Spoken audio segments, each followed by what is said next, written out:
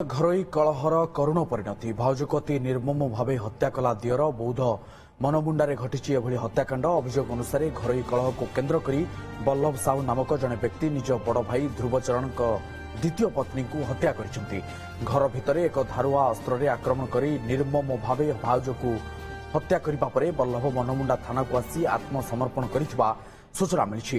मृत महिला नाँ सुभाषिनी साहू। पुलिस मृतदेह को उद्धार करने सह अभियुक्त को गिरफ्त कर तदंत चलाई। घरोई कलहर करुण परिणति भाउजको अति निर्मम भावे हत्या कला दियर बौद्ध मनमुंडारे घटिछि एभली हत्याकांड। अभियोग अनुसार घरोई कलह को केन्द्र करी बल्लभ साहू नामक जने व्यक्ति निज बड़ भाई ध्रुवचरणक द्वितीय पत्नी को हत्या करिसेंति। घर भितर एक धारुआ अस्त्रे आक्रमण कर निर्मम भावे भाउजको हत्या करने पर बल्लभ मनमुंडा थाना को आसी आत्मसमर्पण करथिबा सूचना मिली। मृत महिला नाँ सुभाषिनी साहू। पुलिस मृतदेह को उद्धार करने सह अभियुक्त को गिरफ्त कर तदंत चलाई।